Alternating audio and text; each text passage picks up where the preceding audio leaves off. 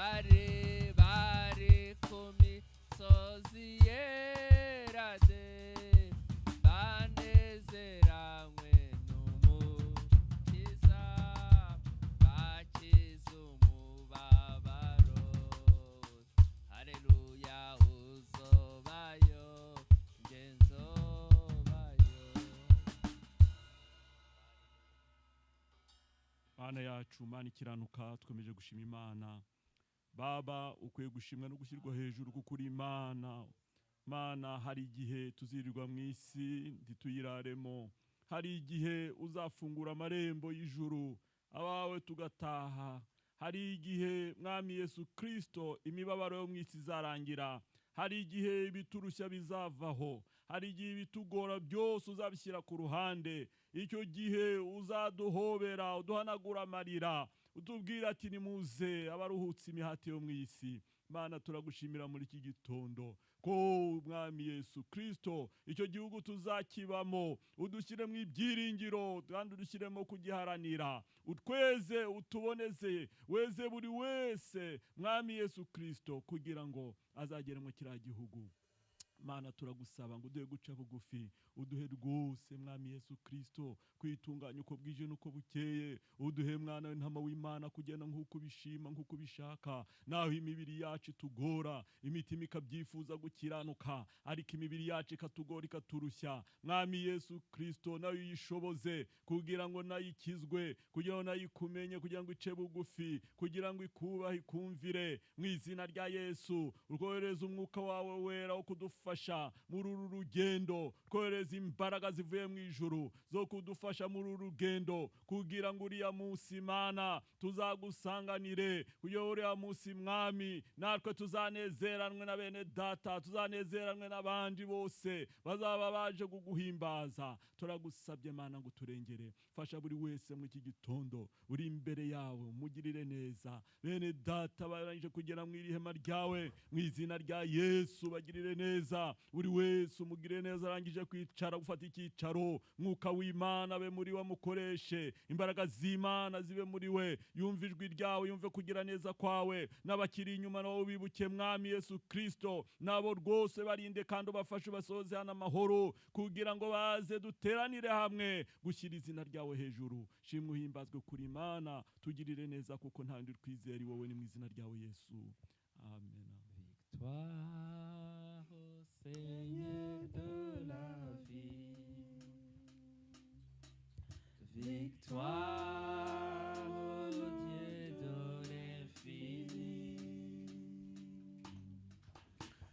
victoire au nom de Jésus-Christ,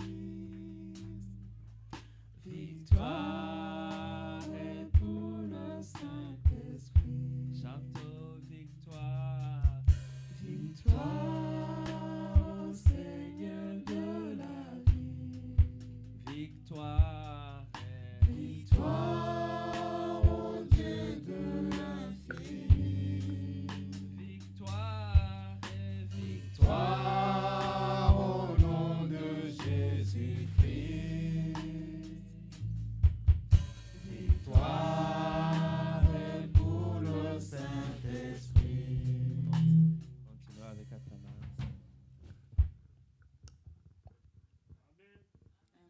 Alléluia. Alléluia. Yesu ashimwe. Que Jésus soit loué. Amen. Reka twihute tubanze turebe Zaburi 37. Nous allons commencer par Psaume 37. Hanyuma turebe umurongo wa gatatu. Troisième verset. Zaburi 37 umurongo wa gatatu. Psaume 37, verset 3. Nituhava turatangiza iteraniro ryacu n'indirimbo 385. Après, on va commencer l'assemblée avec le chant 300. Nitumara gusomira ijambo Après la parole, 385. après, on va exécuter un chant 300, numéro 385. Niba twabonye Zaburi rero 37, reka barangije kugera imbere y'Imana tuhasome. Si vous avez trouvé le psaume 37, Turahera kuri gatatu. on peut commencer à lire. On Tugeze. commence par le verset 3. Oui. Reka tutangire. Ngiye gusoma wiringira Uwiteka ukora ibyiza guma mu gihugu ukurikiza umurava kandi wishimira Uwiteka nawe azaguha iby'umutima wawe usaba. Amen.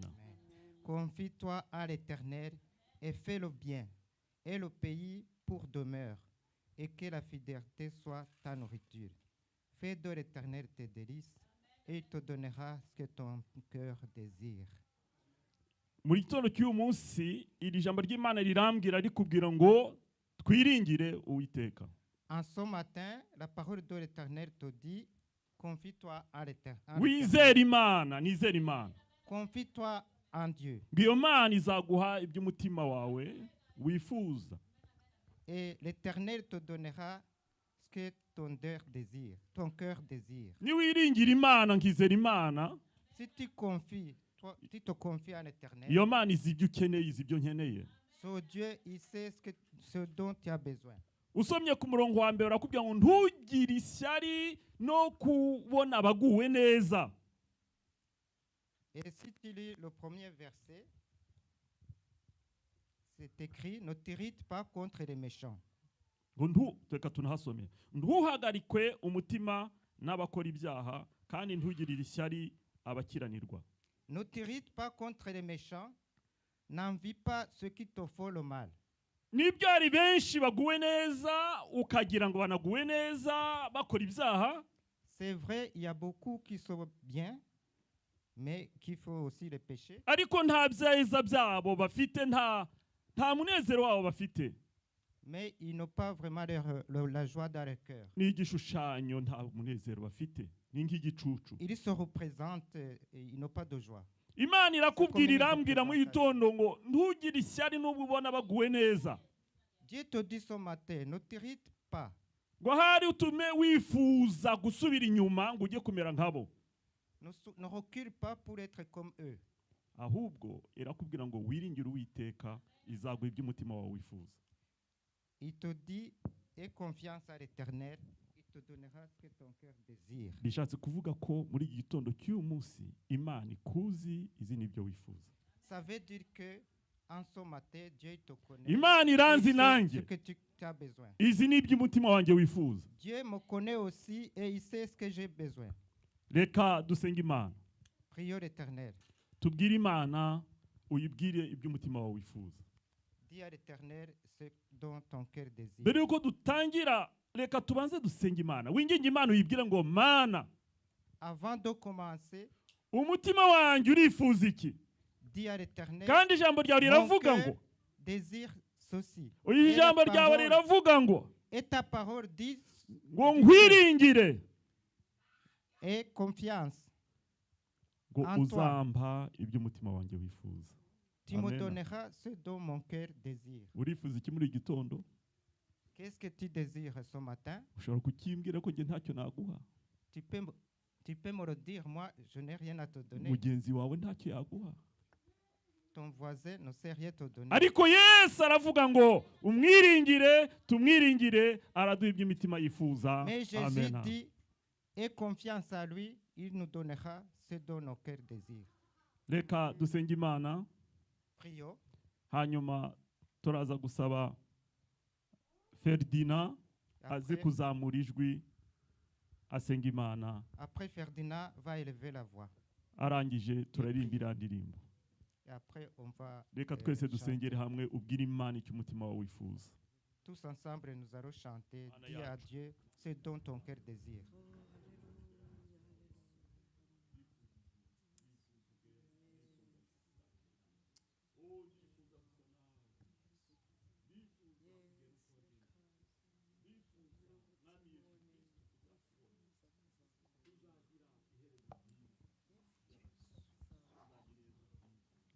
Mwami Yesu Kristo turagushimiye igitondo cyiza nk'iki uduhaye cyo kwa mu nzu yawe. Seigneur Jésus, nous te remercions. Imitima yacu inezerewe mwami no kuba hano mu nzu yitiriwe izina ryawe. Nos cœurs se réjouissent d'être dans ta maison. Turagushimiye Mana ku ijambo ryawe udusanganije mu nzu yawe. Nous te louons pour ta parole que tu nous donnes. Mwami ijambo ryawe tubwira ko dukwiye kukwizigira tukaguma mu gihugu. Ta parole nous dit que il faut que nous ayons la confiance en toi. kandi ko uzoha iby'imitima yacu ikwifuzaho. Et que tu donneras ce dont nos cœurs désirent. Turagushimiye kuri ihumure ryiza uduhaye kino gitondo. Nous retenons parce que tu nous donnes ce beau matin. None mana iki gitondo turaguhaye kazi kugira ngo mitima yacu duhe kukwizigira. Ce matin nous te donnons la bienvenue. Nitukizigire byo tonesha amaso, nitukizigire abantu. N'ayons pas confiance aux gens, n'ayons pas confiance en ce que nous voyons. Kuko ibyo byose birahinduka. Parce que tout cela change. Ariko wewe ntabwo uhinduka. Mais toi tu ne changes pas. Uko ari urejo n'uyu munsi ni kuri. C'est que comme tu étais hier, même aujourd'hui. Kandi kuzokwama ibi bidashira. Et tu le seras toujours. Tugwaye kaze kino gitondo mitima yacu wiganze. Nous te donnons la bienvenue. Kandi tugwaye kaze mu inoteraniro mana ngo uribemwo. Nous te donnons la bienvenue pour que iteraniro ryacu biteraniro ry'abera.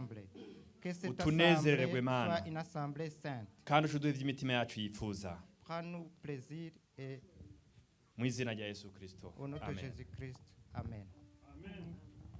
Alléluia. Amen, amen, amen. Mwaramutse neza. Bonjour.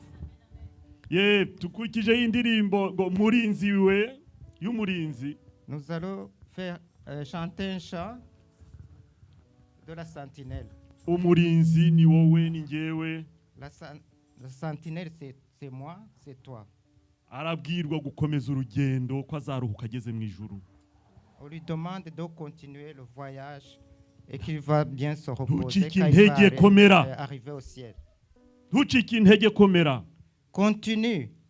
Fortifie-toi. Nubwo ubona byaba bikomeye wicika intege uzaruhuka ugezeyo. Même c'est difficile, tu vas prendre le repos quand tu arriveras là. Murinzi wemenyesha igihe iwacu se nimuhero ati joro ryijimye cyane uracahanyuma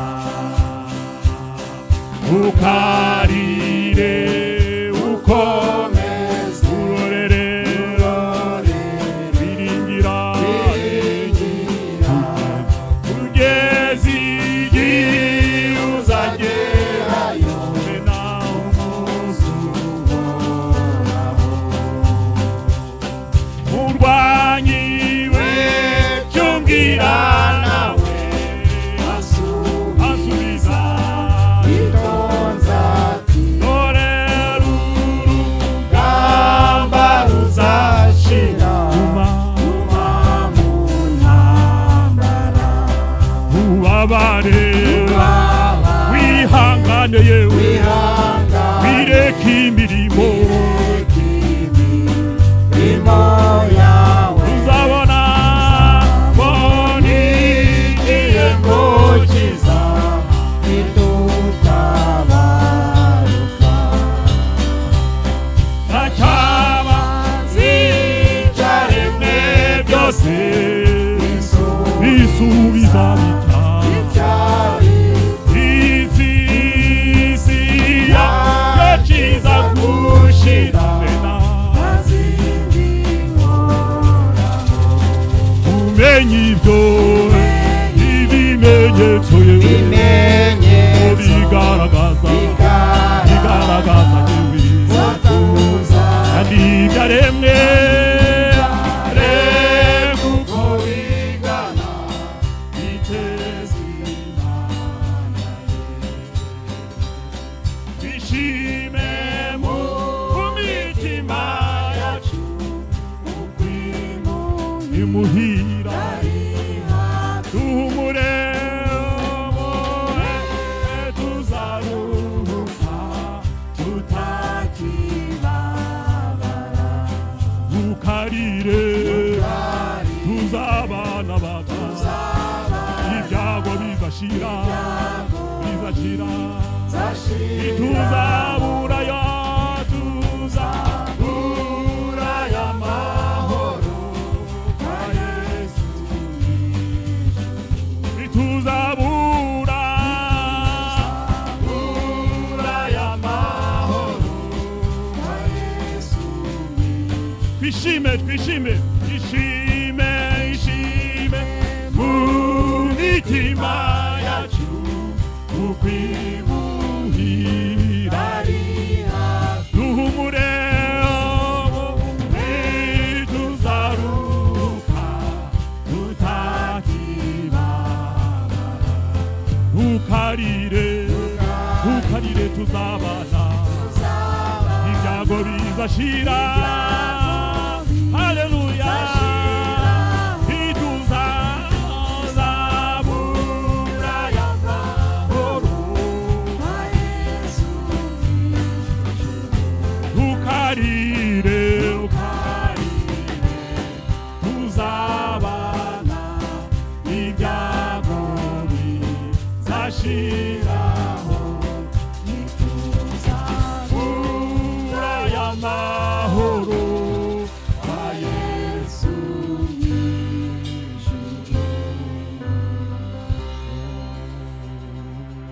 reka dusabe Moyize azamura ijwi asenga Imana hanyuma groupe de louange ikomeze ntituzabura amahoro kwa Yesu mu ijuru amen. Nous demandons à Moïse de lever la voix et ensuite le groupe de louange va continuer. Haleluya haleluya haleluya haleluya haleluya Mana data wa twese haleluya haleluya haleluya turagushimye kuri Imana nziza Nous te louons parce que tu es un beau Dieu. turagushimye ku buntu n'imbabazi tugirira Nous te louons pour ta grâce. turagushimye ko wongeye kutwibutsa ko tutazabura amahoro iwawe mu ijuru Nous te louons parce que tu nous rappelles que nous ne manquerons pas de paix au ciel.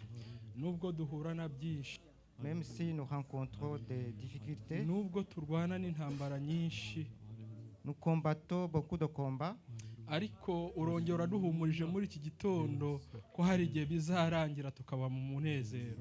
tu nous Izina ryawe consoles nirishimwe. ce matin et tu nous dis qu'il y aura un jour où tout sera fini. Iki gitondo cy'umunsi rero Mana turagushimye, En ce matin, nous te louons. ababyeyi, abagabo, abasore ndetse n'abakobwa, abana batoya, Nos twese ko sœurs, turi mu nos nzu yawe frères, les turagushimye. frères et les sœurs, les enfants, nous tous à la maison, nous élevons ton nom. Tugushimiye ihumure uduhaye mu mitima yacu. Nous te bénissons pour la consolation que tu nous donnes. Izina ryawe nirihabwe icyubahiro. Que ton nom soit loué. Tukweretse n'uyu mwanya rero tugiye kwinjiramo guhimbaza. Nous te montrons ce bon moment de louange dans lequel nous Reka allons ubane entrer. natwe, Sois avec nous, ubane na buri wese, sois avec tout le monde, mu izina rya Yesu. au nom de Jésus-Christ. Buri wese umuhe kuguhimbaza afite umunezero. Que chacun te loue avec la joie. Ndabizi neza ko iyo abana b'Imana bateranye Satana bagendanye nabo. Je sais très bien quand il y a les enfants de Dieu se rassemblent. Ariko mu Satan izina n'est pas rya loin. Yesu turamuheje muri aya materaniro. Yesu mu izina rya Yesu. Nous refusons ce plan de diable. Reka ubwiza bwawe bugaragare muri iri teraniro. Que ta présence soit ici. Imbaraga zawe zigaragare muri iri teraniro. Que ta puissance se manifeste. Abaje bafite ibibazo basubirizwe muri iri teraniro. Ceux qui sont venus avec le problème et qu'ils aient leur solution. Mana, abaje barwaye bakirire muri iri teraniro. Que ceux qui sont malades soient guéris à travers cette assemblée. Buri muntu wese waje muri iri teraniro atahanejejwe nawe. Que tout le monde qui est venu ait la joie provenant de toi. Urakoze rero Mana, dushyigikire muri uyu mwanya. Merci. Sois avec nous. Ni mu izina rya Yesu tubisenze. Au nom de Amen. Jésus, nous avons prié. Amen. Amen. Dukomeze na groupe de louange duhimbaza Imana. Continuons avec le groupe de louanges à adorer au Seigneur.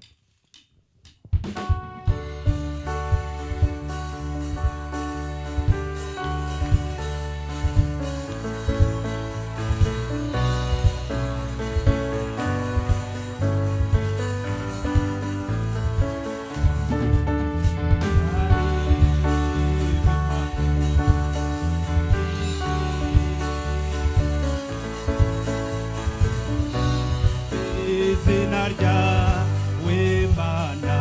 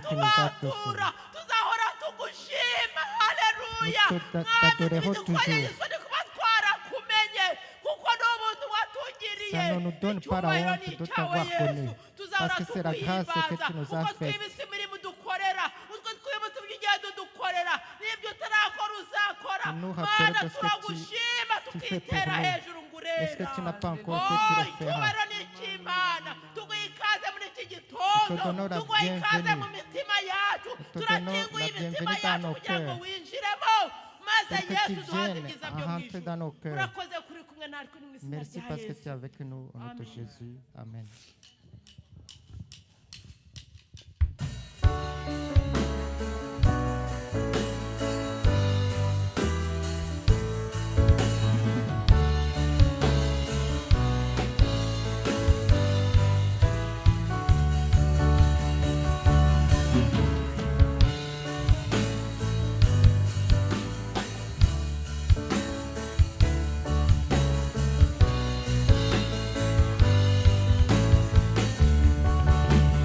Ouvrez les portes, annoncez le roi et laissez Jésus entrer.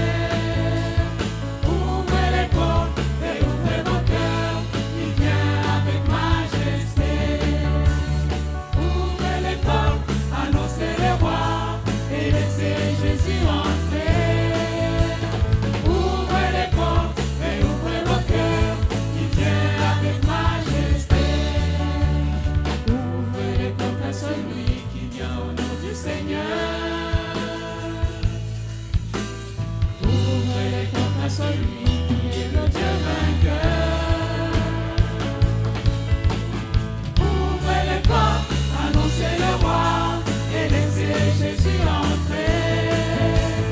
Ouvrez les portes et ouvrez vos cœurs, il vient avec majesté. Ouvrez les portes, annoncez le roi et laissez Jésus entrer. Ouvrez les portes et ouvrez vos cœurs, il vient avec majesté. Ouvrez les portes à celui qui tient les clés de la vie. Ouvrez les portes et les pauvres seront affranchis.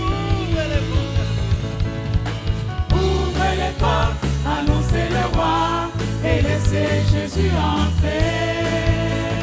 Ouvrez les portes et ouvrez vos cœurs, il vient avec majesté. Ouvrez les portes, annoncez le roi et laissez Jésus entrer. Ouvrez les portes et ouvrez vos cœurs, il vient avec majesté. Ouvrez les portes à celui qui est le consolateur. Ouvrez les portes à celui qui veut sonder nos cœurs. Ouvrez les portes, annoncez le roi et laissez Jésus entrer.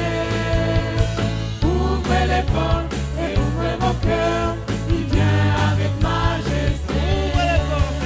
Ouvrez les portes, annoncez le roi et laissez Jésus entrer.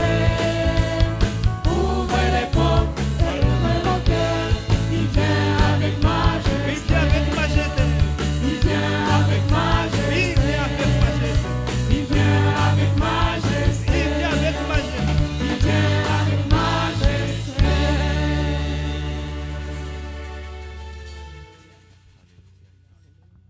Éternel Père de gloire, merci pour ta grâce. Iteka Nyiringabo, urakoze kubw'ubuntu bwawe, Merci pour l'amour que tu manifestes. urakoze kubw'urukundo rwawe. Nous ouvrons les portes aujourd'hui, Seigneur, Ufungure les portes de imitima- nos cœurs.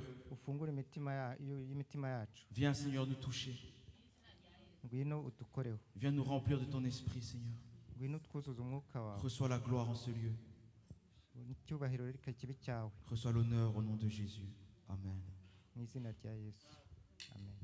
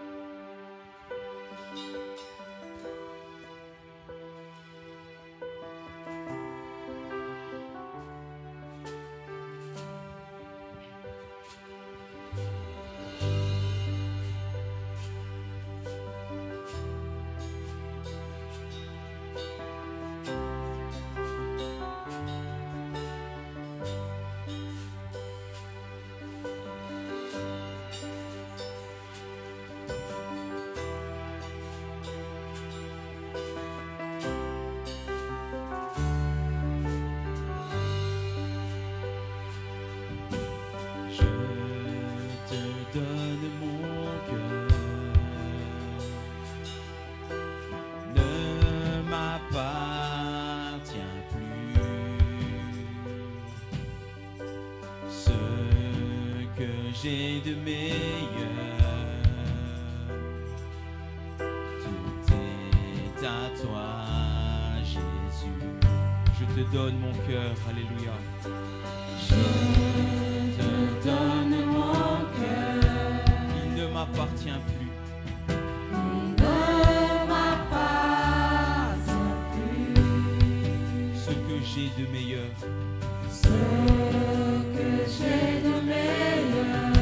Tout est à toi, Jésus. Tout est à toi, Jésus. Disons un parfum de valeur. Un parfum de valeur. Sur toi est répandu. Sur toi est répandu. C'est l'offrande de mon cœur. C'est l'offrande de mon cœur. Je suis à toi, Jésus. Je suis à toi, Jésus. Prends mon âme, Prends mon cœur. Je te donne tout. prends ma vie. Prends ma vie. Me voici. Je te donne tout.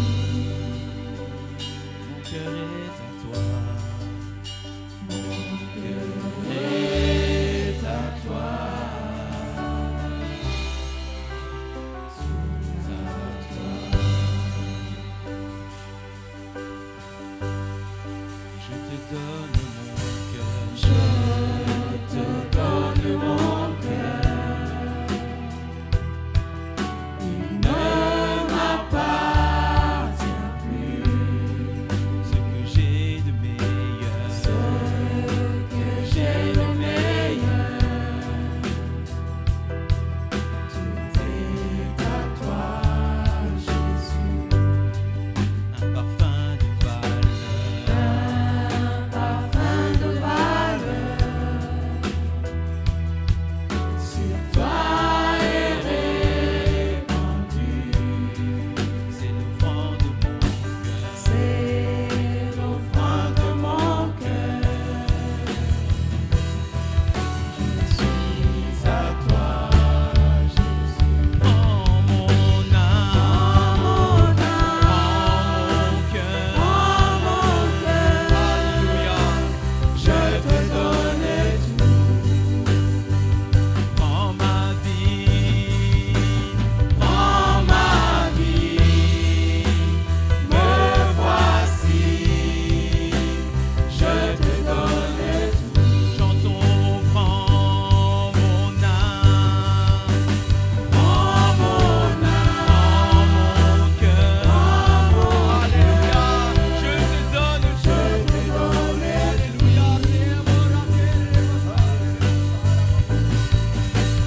Prends ma vie, me voici. Je te donne tout. Chantons, prends mon âme. Prends mon âme, prends mon cœur. Je te donne tout. Prends ma vie. Prends ma vie, me voici. Je te donne tout. Chantons, prends mon âme. Prends mon âme, prends mon cœur. Je te donne tout. Oh, prends ma vie. Prends ma vie, Me voici. me voici. Je te donne Mon cœur est à toi. mon cœur est à toi. Oh, Tout à toi. mon cœur est à toi. Mon cœur Est à toi. Rebeshara, tokaranere, shere, yere, ya.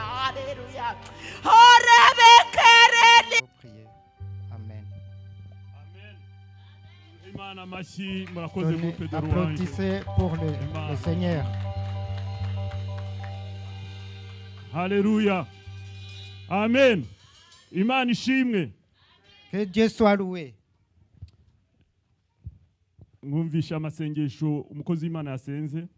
Vous avez entendu les prières que le pasteur a dit. Niba hari aho wagiriwe intege nke uzarebe pasteur rwose yaba ari ngiye yaba ari wowe uzarebe pasteur iminsi irihuta ibihe nibibi uzarebe pasteur muganire umubwire ikibazo cyawe azagufashe gusenga umukozi w'Imana. Si tu as la faiblesse quelque part, il faut aller retrouver aho le pasteur watakarije qui t'aide à ukurikije prier. iby'umwuka w'Imana ari kuvuga muri iyi minsi aho waratakarije hose usanga umukozi w'Imana nicyo abereyeho kugira ngo adufashe nyabune bantu b'Imana. Retrouve le pasteur urusheho gutegura urugendo rw'Isiyoni urusheho gutegura urugendo rw'Isiyoni utazajya uvuga ngo ntawe Imana yagushyize imbere. Tu prépares davantage ton voyage vers le ciel. Utazabwirwa ngo ibyo warabikoze ndakureka ngo ariko nzabishyira imbere y'amaso yawe kubikurikira. Ureka tujye dusanga umukozi w'Imana tumubwire ibituruhije abereho kwikorera. Imana ibaho umugisha. Reka dusenge turirimbe plutôt. Nous allons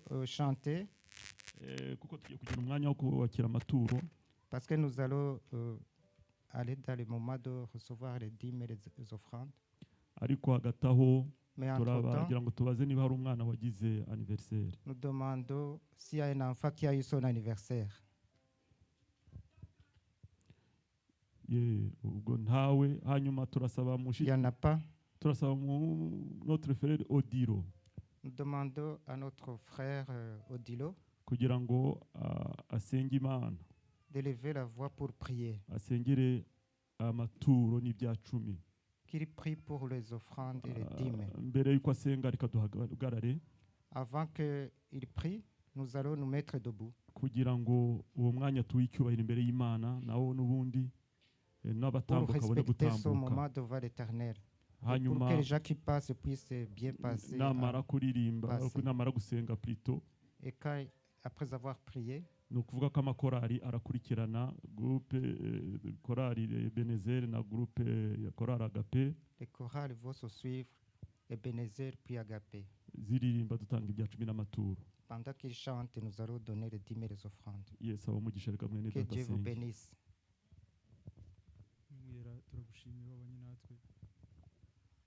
Turagushimiye kubyo umaze gukora gushika amasaha.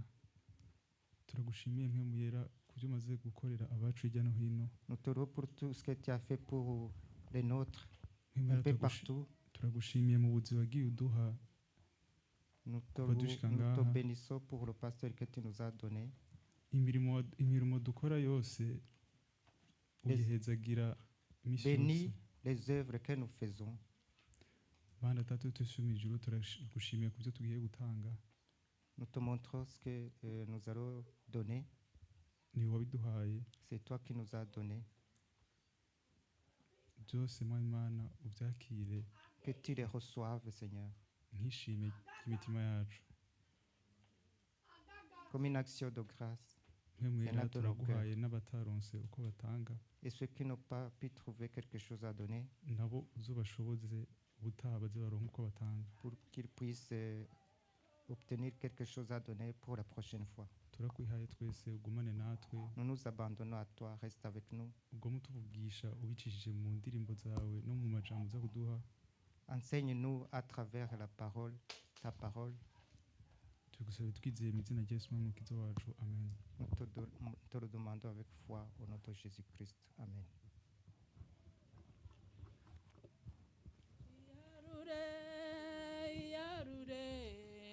Unguwo murwa mubi w'abagome, igihe cyo kujya iwacu kirageze. Iyarure, iyarure, unguwo murwa mubi w'abagome, igihe cyo kujya iwacu kirageze. Mugabo iyarure, twigendere, unguwo murwa mubi w'abagome, igihe cyo kujya iwacu kirageze. Iyarure, iyarure,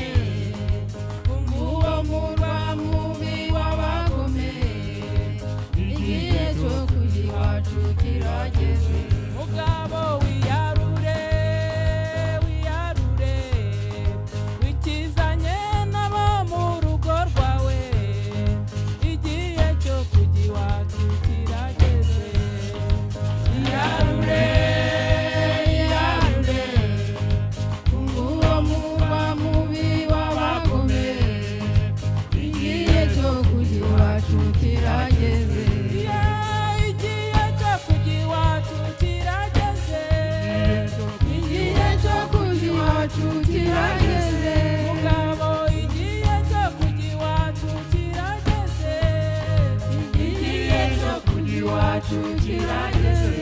Iyarure, iyarure, iyarure, umuwo muba mubi w'abakomeye, igihe cyo kuja iwacu kirageze. Iyarure, iyarure, iyarure, umuwo muba mubi w'abakomeye, igihe cyo kuja iwacu kirageze.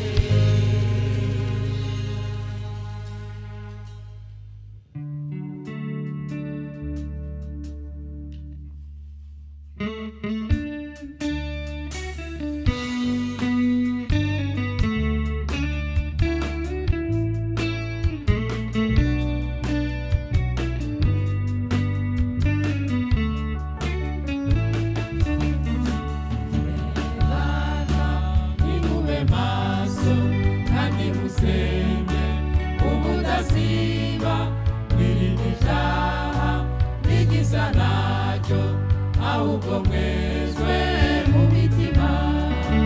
Bene data nimube maso kandi musenge ubudasiba, mwirinde icyaha n'igisa nacyo, ahubwo mwezwe mu mitima.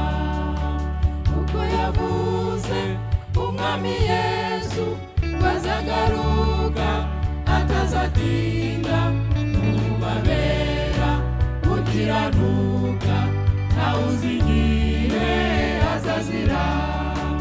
Uko yavuze umwami Yesu bazagaruka atazatinda, mubabera mukiranuka, ntawuzi igihe azazira.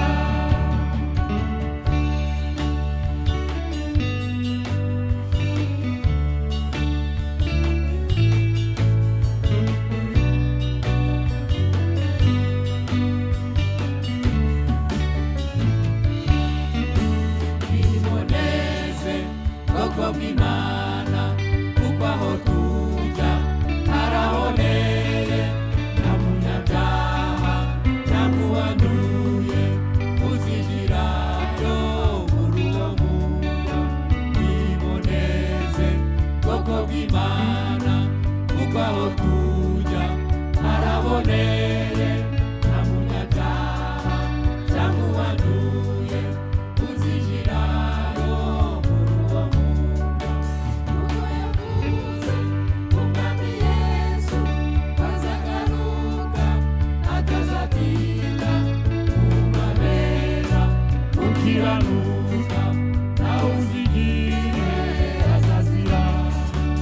Uko yavuze umwami Yesu bazagaruka atazatinda, mubabera mukiranuka, ntawuzi igihe azazira.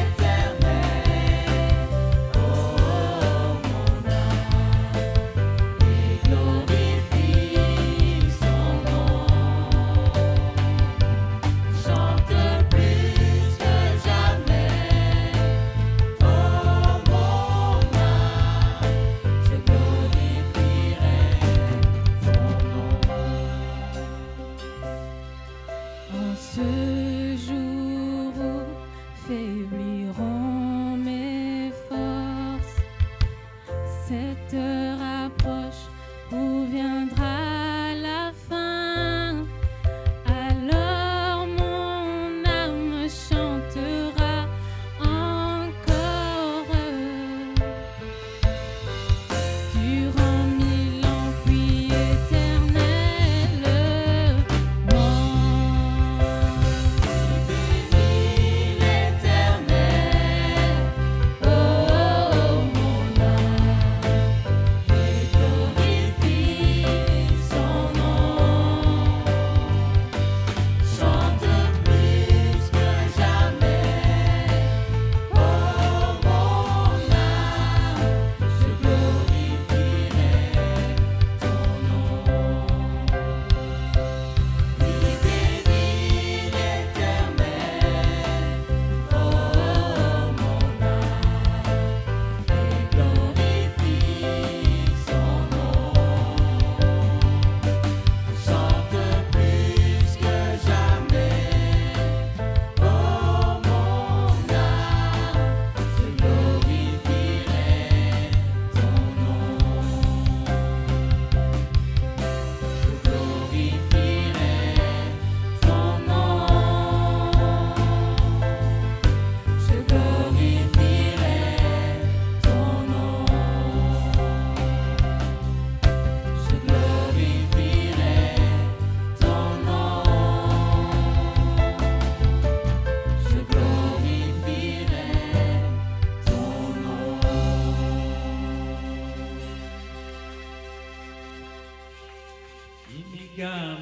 imigambi yawe sintiyawe wahaguruka Vous pouvez vous lever. imbaraga zawe sintizawe ibidashobokera abana b'abantu imbere yawe birashoboka imigambi yawe singiy'abantu imbaraga zawe singizabo ibidashobokera abana b'abantu imbere yawe birashoboka habwa ikuzo mana y'Aburahamu kubw'imirimo myiza wakoze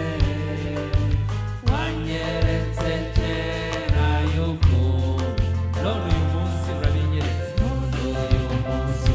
urabinyeretse imigambi yawe singiy'abantu imbaraga zawe singizabo ibidashobokera abana b'abantu imbere yawe birashoboka iyo utamba hafi murengezi banaramanutse n'ikuzimu wemera kuzakuganira kunesha no kwawe murengezi imigambi yawe singiy'abantu imbaraga zawe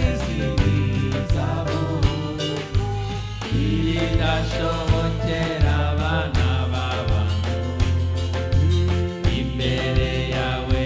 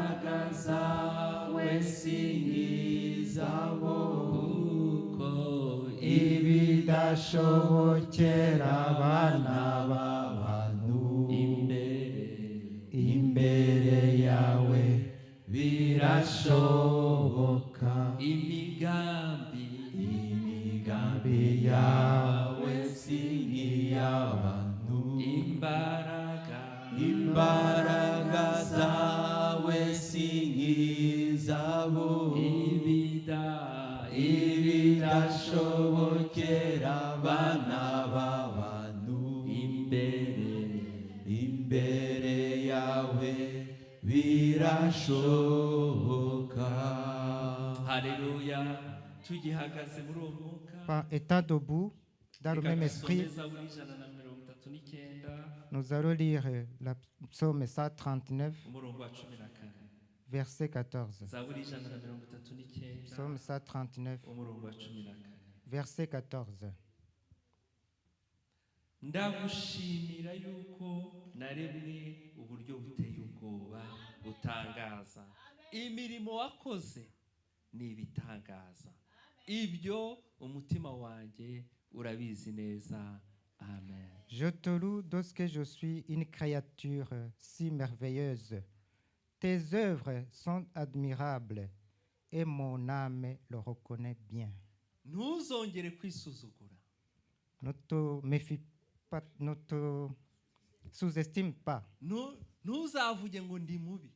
Ne dis pas que tu es mauvais. Ntuzavuge ngo ngewe ngo ndi mugufi. Ne dis pas je suis petit. Ngo ngewe ndi muremure. Ne dis pas je suis grand. Ngo ngewe ndabyibushye. Moi je suis costaud. Hoya. Ujye uvuga uti ndi ikiremwa cyiza. Amen. Non, dis je suis une créature si merveilleuse. Wandemye ku buryo bwiza. Tu m'as créé d'une merveilleuse façon. Nujya wireba mu ndorerwamo ujye uvuga ngo wow. Quand tu te vois dans le miroir, tu te dis wow. Amen. Ugomba gushima Imana. Tu dois bénir l'Éternel. Kuko iyo wigaye. Parce que iyo wisuzuguye. Si tu te sous-estimes, tu sous-estimes le Seigneur. Imana yakuremye. Dieu qui t'a créé. Ushatse kwihindura uko Imana itakuremye. Si tu veux te transformer d'une autre manière, ubusuzuguye Imana. Tu désobéis à l'Éternel. Tu méprises. Tu méprises Dieu. Iyo utemeye uko Imana yakuremye birayibabaza. Si tu n'acceptes pas la façon dont il t'a créé, ça lui fait mal. Alléluia. Tu dois louer le Seigneur. Ukavuga ngo Mana ndagushimira. Tu dis Dieu, je te loue. Yuko wandemye mu buryo butangaje. Lorsque je suis une créature si merveilleuse. Les œuvres que tu as faites. Ton âme doit le reconnaître. Alléluia. Nous allons adorer le Seigneur. De tout ce qu'il a fait. Ce qu'il a fait pour toi, loue l'Éternel. La façon dont il t'a créé. Ne regarde pas comme les hommes. Ne considère pas les regards des autres. Regarde la façon dont Dieu t'a créé et tu le loues. Et vois de ton côté ce que Dieu a fait. Des merveilles. Regarde les montagnes, les ruisseaux, les mers, les oiseaux. Regarde comment ils chantent. Et loue l'Éternel. Imigambi yawe si nk'iy'abantu, imbaraga zawe si nk'izabo, ibidashobokera abana b'abantu, koko imbere yawe birashoboka. Imigambi yawe si nk'iy'abantu, imbaraga zawe si nk'izabo, koko ibidashobokera abana b'abantu,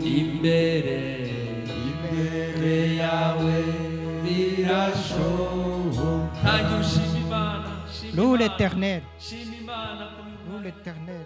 Ishimire uko yakuremye. Loue l'Éternel de ce qu'il t'a créé. Haleluya. Turagushimiye Mana, turagushimiye ko waturemye ku buryo butangaje. Nous sommes des créatures si merveilleuses. Nous sommes l'œuvre de tes mains. Nous sommes, Seigneur, les gens que tu as mis sur ce monde. Dans ton amour, Seigneur, nous sommes le fruit de ton amour. Nous te louons, nous te bénissons, nous élevons ton nom. Tu es digne, tu es digne. Quand nous considérons ta création, quand nous considérons, Seigneur, l'univers, nous ne pouvons que te louer, nous ne pouvons que t'adorer. Tu es digne, tu es digne, tu es digne, tu es digne, tu es digne, tu es le roi des rois, tu es le Seigneur de Seigneur, tu es le créateur de l'univers, tu es le créateur de toutes choses. Seigneur, nous te remercions, nous te bénissons, nous élevons ton nom, nous acclamons ton nom, nous acclamons le nom de Jésus, le nom de Jésus, le nom de Jésus, nous acclamons le nom de Jésus, le nom de Jésus, il est digne, il est digne. Alléluia, alléluia, oh. Alléluia, alléluia. Mushobora kwicara mu bwiza bw'Imana. Vous pouvez vous rasseoir. Alléluia. Nikundira kwibera mahema yawe. Amahema yawe Mana ni meza. Nikundira kwibera mu mahema yawe. Amahema yawe Mana ni meza. Kwibera mu mahema yawe. Amahema yawe Mana ni meza. Nikundira kwibera mu mahema yawe. Amahema yawe Mana ni meza. Nikundira kwibera mu nzu yawe. Amahema yawe Mana ni meza. Nikundira kwibera mu mahema yawe. Amahema yawe Mana ni meza. Amahema yawe Mana ni meza. Amahema yawe Mana ni meza. Amahema yawe Mana ni meza. Amahema yawe Mana ni meza. Amahema yawe Mana ni meza. Amahema yawe Mana ni meza. Amahema yawe Mana ni meza. Amahema yawe Mana ni meza. Inzu yawe Mana ni nziza. Amahema yawe Mana ni meza. Amahema yawe Mana ni meza. Amahema yawe Mana ni meza. Amahema yawe Mana ni meza. Amahema yawe Mana ni meza. Amahema yawe Mana ni meza. Amahema yawe Mana ni meza. Amahema yawe Mana ni meza. Amahema yawe Mana ni meza. Amahema yawe Mana ni meza. Amahema yawe Mana ni meza. Amahema yawe Mana ni meza. Haleluya. Niba utakundaga inzu y'Imana, Si tu n'aimais pas la maison de uhereye l'Éternel, none depuis ce jour, jya ukunda inzu y'Imana, aime la maison de jya ukunda l'Éternel. kuba mu nzu y'Imana. Aime à être dans la maison de Dieu. Ijambo ry'Imana riravuga ngo La parole de Dieu dit ngo ni byiza yuko abavandimwe bahura baterana bahuje umutima. il est merveilleux que les gens sont ensemble et qu'ils sont dans le même esprit. Ngo aho ngaho Cela, niho Imana imanurira umugisha.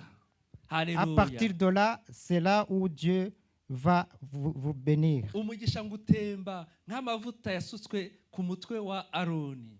Et le parfait va descendre comme le parfait qui... Amavuta. L'huile. Bimeze nk'amavuta yasutswe ku mutwe wa Aroni. Ça ressemble à l'huile qui est déversée sur la tête de Ngo Aaron, agatemba mu bwanwa bwe. qui a coulé vers sa barbe. Iyo duteranye bene data, Quand nous nous rassemblons, Imana isuka amavuta. Dieu, il déverse l'huile. Haleluya. Imana isuka amavuta. Dieu, il déverse l'huile Akamanuka. et il descend. Agakwira abantu bose bateraniye aho ngaho. Et il se répand parmi les gens qui sont Haleluya. Muri iki gitondo ce matin. Imana yasutse amavuta. Dieu a déversé Imana l'huile. yasutse amavuta. Dieu a déversé Imana l'huile. yasutse amavuta. Dieu, il a déversé Kubera ko l'huile. twateranye, Parce que nous sommes dans l'assemblée. kunda kuba mu nzu y'Imana. aime à être dans la maison de Dieu. ku cyumweru kwa gatandatu mu ijoro ryo kwa gatandatu rishyira iryo ku cyumweru tuzahindura amasaha. De samedi, dans la nuit de samedi à dimanche, nous allons changer l'heure. Tuzajya mu isaha iyo muki. Nous allons rentrer dans l'heure d'été. Ibyari saa munani z'ijoro bizaba saa cyenda saa munani za mu gitondo bizaba saa cyenda za mu gitondo. À 3 heures du matin, ce sera saa munani bizaba saa cyenda. Et 14 heures. 2 heures sera 3 heures. Amen. Ni ukuvuga ngo nugera hano saa yine y'ubu uzasanga tumaze isaha duteranye. C'est-à-dire que si tu arrives ici à 10 heures, ça sera déjà 1 heure que nous sommes réunis. Saa yine ya none. 10 heures. Ya none. De maintenant. Icyo gihe izaba ari saa 5. Ce sera 11 heures. Rero ariko ama GSM asigaye bihindura automatiquement. Nous savons que les GSM ils se changent automatiquement. Kwa gatandatu tuzaba dufite amateraniro i Buruseli. Après le samedi, nous aurons une réunion à Bruxelles. Bya Evras nkuko twabibabwiye. Dans le cadre de Evras. Kuva saa 4 kugera saa 8. De 10 heures jusqu'à 14 heures.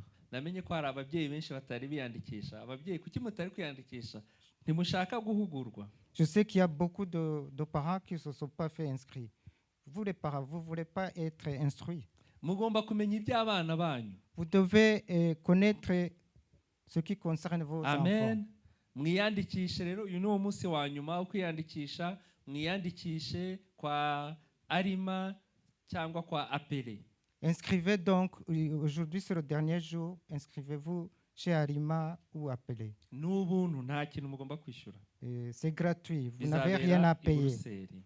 Et ça aura lieu à Bruxelles. Hanyuma saa 12 uwo munsi kwa gatandatu kugera saa 8 n'igice de 18h à 19h30. Hazaba inyigisho za bashiki bacu hano. Il y aura une réunion des sœurs. Ku tariki ya 4 le 4 avril, tuzaba dufite ijoro ry'amasengesho hano azaba ari kwa gatanu. Nous aurons une nuit de prière, ce sera vendredi. Hano. Ici. Kuva saa 2 kugera saa 8. De 20h jusqu'à 2h du matin. No ku tariki ya 14 z'ukwa 4 hazaba igiterane cy'ingimbi i Buruseli. Et le 14 avril, il aura lieu une réunion de CEP à Bruxelles. Ku tariki ya 18 z'ukwa 4 tuzagira ijoro ry'amasengesho i Liège. Le 18 avril, il y aura une nuit de prière à Liège. Kwa gatanu ushize twagize ijoro ry'amasengesho hano. Vendredi passé, nous avons eu la nuit de prière. Kandi twagize umugisha cyane. Et nous avons été bénis. Imana yaratuganirije. Dieu nous a parlé. Imana yaduhishuriye amabanga. Dieu nous a révélé les secrets. Ariko ikirimo gikuru, mais ce qui est là de principal, c'est être prêt. Kuko ntabwo uzi umunsi cyangwa igihe ushobora gupfira. Parce que tu ne sais pas le jour où tu vas mourir. Nuguhora witeguye. Il faut toujours être prêt. Amen. Ko mutavuga amen, muratinya gupfa. Pourquoi vous dites pas amen? Vous craignez la mort. Mais les chrétiens d'aujourd'hui, pourquoi vous craignez la mort? Si Dieu t'appelle et que tu t'en vas en bonne condition, où est le problème? Vous voulez vivre, c'est bien de vivre. Amen. C'est bien de vivre pour dire les merveilles de Dieu. Une fois le moment venu, tu peux rentrer à la maison, ce serait mieux. Amen. Amen. Wapi. Je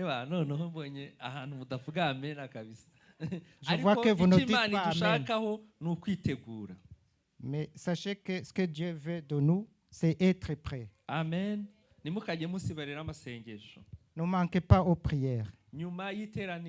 abajene bafite activité bafite imirimo baza gukora hano yabo. Après l'assemblée, les jeunes, ils ont les activités qu'ils vont faire ici. Bararangiza mu masaa 12. Et ça va finir à 18h. Amen. Rero reka duhaguruke Nous allons nous lever. kumva ijambo ry'Imana. Nous nous apprêtons à écouter la parole de Dieu. Kadusabe Indra asenga Imana. Nous demandons à Indra de prier Dieu. Asabire umwigisha. Elle va prier pour le prédicateur. Asabire abana bagiye kujya mu mashuri yabo. Elle va prier pour les enfants qui vont aller à l'école. Et il va prier pour nos cœurs pour qu'ils soient disposés à recevoir la parole de Dieu. Amen. Hanyuma niturangiza. Après, Devota aduterera ikorasi. Umwigisha ari kwegera imbere. Et Devota va chanter un petit chœur. Kadusenge. Nous allons prier. Seigneur Jésus, je te remercie pour tout ce que tu as fait jusqu'à Uwiteka maintenant. Nyiringabo, turagushimira ibyo wakoze byose. Je prie Seigneur pour le prédicateur, Seigneur Jésus, que tu puisses, Nsengeye umwigisha, Seigneur Jésus, mettre sur son cœur, Seigneur Jésus, tout ce que tu as à nous partager, umushyire ku mutima ibyo aza kutubwira, qu'il puisse le dire en sainteté, Seigneur.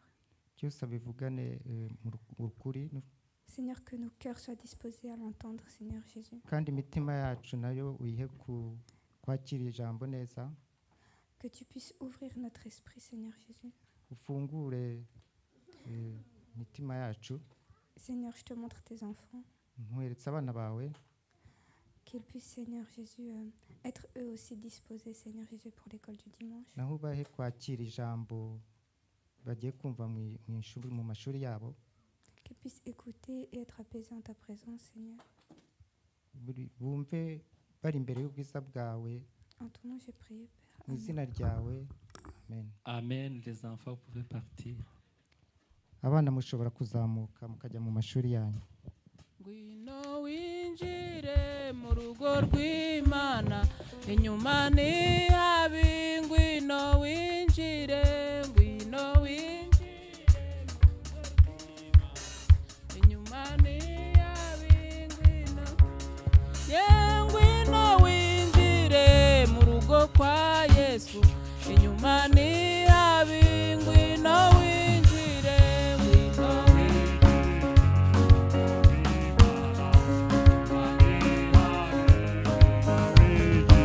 mubyeyi winjire mu rugo kwa data, inyuma ni habi.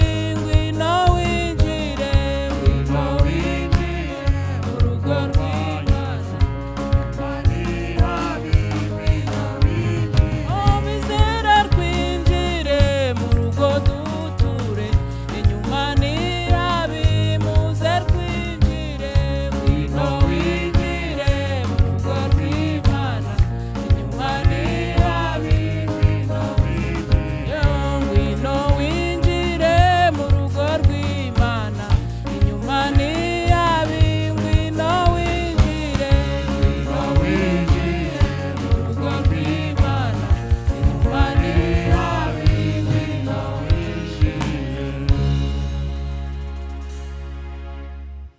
Ngwino winjire mu rugo rw'Imana. Ikorasi iri kutwibutsa rwose kuba mu rugo rw'Imana, kandi twe twageze hano tujye tubishimira Imana ko dukunze urugo rw'Imana. Et ce cœur nous rappelle que nous devons être dans la maison de Dieu, nous qui sommes déjà là, louons le Seigneur pour cela.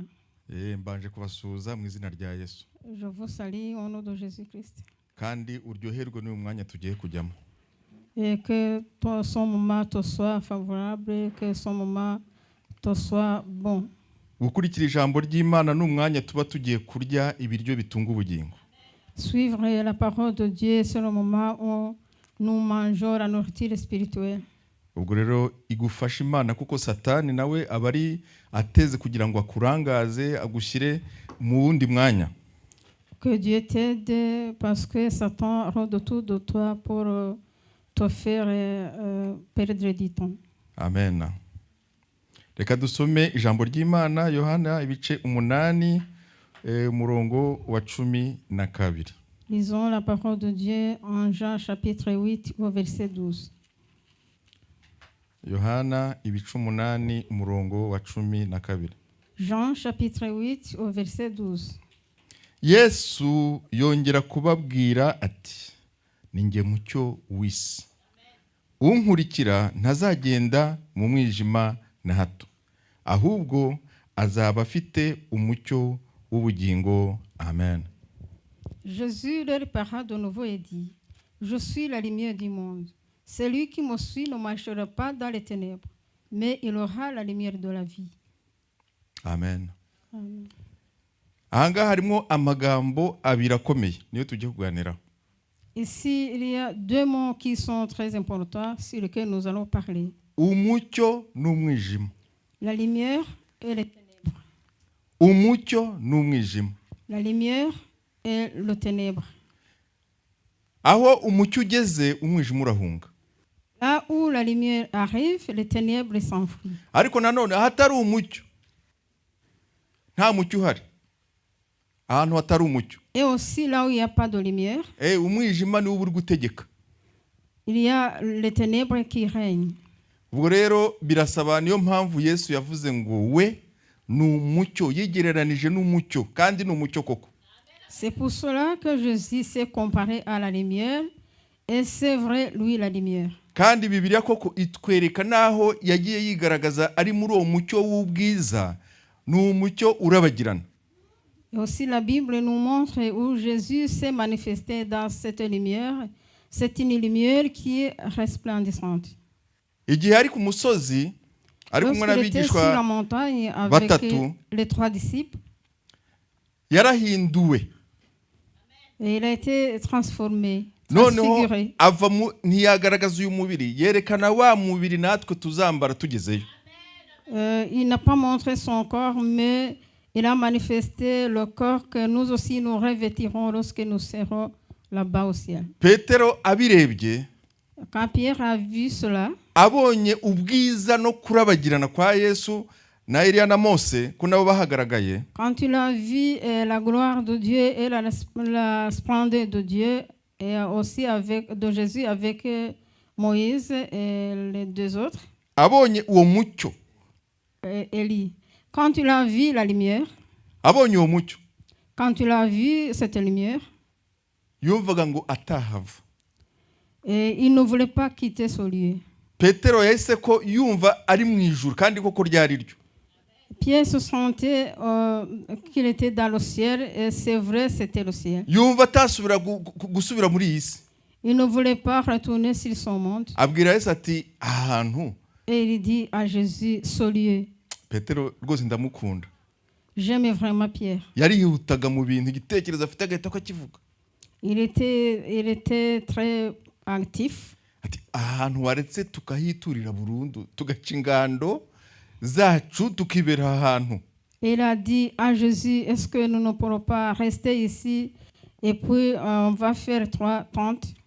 Ariko yarabivuze kuko yabonaga umucyo Yesu yagiye babwira uwo ari we. Il a dit cela à cause parce qu'il avait vu la lumière que Jésus leur parlait avant. Ijambo umucyo muri Bibiliya turisoma ubwa mbere ryavuzwe mu Itangiriro igice cya mbere umurongo wa 3. Ce mot lumière que nous lisons dans la Bible a été dit pour la première fois en Genèse chapitre igice cya mbere umurongo wa 3. Chapitre 1 au verset 3. Kuko Imana yari imaze kurema isi. Parce que Dieu venait de créer la terre. Ariko imaze kuyirema ibona isi iri mu mwijima. Et après avoir créé la terre, Dieu vit que la terre était dans les ténèbres. Imana iravuga iti habeho umucyo. Umucyo ubaho. Et Dieu dit que la lumière fut, et la lumière fut. Kuko Imana ari umucyo, yaravuze ati no, ntabwo aya matungo naremye uyu muntu namaze kurema ibyiremwa byawe byose aravuga ati ntabwo bizaba mu mwijima. Dieu créa la lumière parce que il voyait que ce qu'il a créé ne devait pas être dans les ténèbres.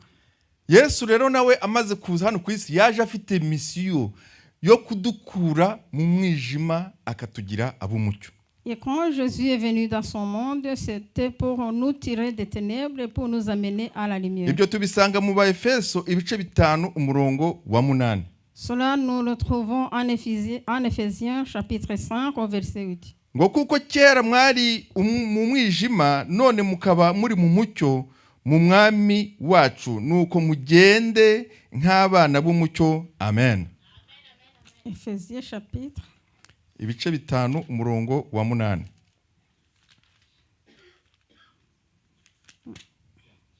Okay. Autrefois, vous étiez ténèbres et maintenant vous êtes lumière dans le Seigneur. Marchez comme des enfants de la lumière. muri kumva wa mucyo so gupfa kumva gusa. Vous comprenez, ce n'est pas seulement tout simplement entendre parler de lumière. kuko umucyo nta byaha biba birimo mu mucyo. Parce que dans la lumière, il n'y a pas de péché. mu mwijima hagereranywa no mu byaha biyobowe na Satani n'abadayimoni n'isi.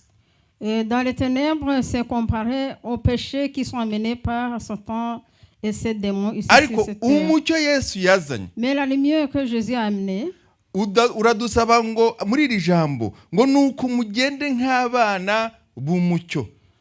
c'est comme cette parole, marcher comme des enfants de lumière. nukuva ko hari urugendo tugomba kugendamo abamaze kwinjira muri urugendo rw'umucyo. C'est-à-dire ceux qui ont déjà entré dans cette lumière, il y a une marche que nous devons faire. kuko Yesu ni umucyo, Yesu ni umukiranutsi, Yesu nta byaha yigeze akora. Parce que Jésus est lumière, Jésus est juste, il n'a jamais commis de péché. kandi Yesu ni umucyo. Et aussi Jésus est lumière. ariko natwe abamwizeye, mais nous aussi ceux qui ont cru en lui, ajya tubona natwe turi umucyo. quand il nous regarde, il voit que nous sommes des lumières. dusa na papa. Nous ressemblons à notre Imana papa. ni umucyo. Dieu est lumière. Nabiswe abana b'Imana kubwo kwizera Yesu Kristo, Imana ishaka ko tugendera mu mucyo.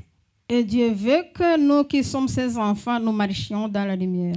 Turi umucyo bene data. Nous sommes lumière, frères et sœurs. Imana iradusaba ngo tugende nk'abana yabyaye.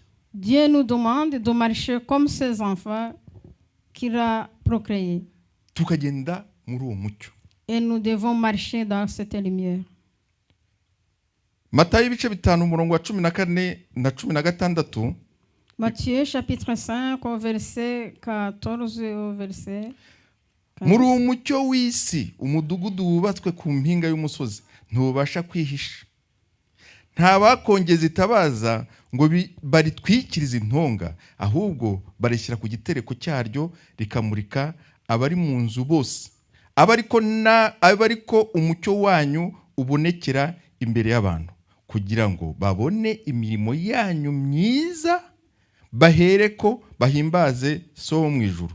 Yesu ntiyazanwe no gukuraho amategeko. Amen. Vous êtes la lumière du monde. Une ville située sur une montagne ne peut être cachée. On n'allume pas une lampe pour la mettre sous le boisseau, mais on la met sur le chandelier et elle éclaire tous ceux qui sont dans la maison. Que votre lumière luise ainsi devant les hommes, afin qu'ils voient vos bonnes œuvres et qu'ils glorifient votre Père qui est dans les cieux. Uyu mucyo wa Yesu Kristo. Cette lumière de Jésus-Christ. Hari abantu si benshi ariko bagiye bagirirwa ubuntu bwo kuwerekwa. Il y a des gens qui ne sont pas nombreux mais qui ont eu la grâce de voir cette lumière. Hakorera twavuze barabigishwa batatu. Et comme nous avons parlé de ces 3 disciples. Ariko hari n'igihe Imana ishobora kwiyereka umuntu kandi ataranakizwa. Mais aussi, il peut arriver que Dieu révèle cette lumière à une personne qui n'est pas sauvée. Imana ijya kuduha agakiza inzira iducishamo buri wese imucisha mu yishaka. Et quand Dieu veut nous donner le salut, il fait passer chacun par un chemin qu'il a choisi lui-même. Hari ubwo ishobora kukwiyereka muri uriya mucyo wayo. Parfois, il peut se révéler à toi dans sa lumière. Twebwe kandi ijambo ry'Imana ritubwira ngo hahirwa abizeye nta nicyo babonye. Et aussi la parole de Dieu nous dit heureux ceux qui croient sans avoir vu. Ariko hari abandi kugira ngo bakizwe Imana igira gutya igacugusa. Mais il y a aussi les autres et pour qu'ils soient sauvés, Dieu doit les secouer. muri kwa gucuguswa noneho bigatuma avuga ati Imana mpuye nayo. Et quand Dieu te secoue, tu dis, voilà, je rencontre Dieu. Umuntu witwa Sawuli. La personne qui s'appelle Saul, Sawuli waje guhinduka Pawulo. Qui a été nommé Paul. Uwo tubisanga mu byakozwe n'intumwa ibice 9 umurongo wa 3 no 5.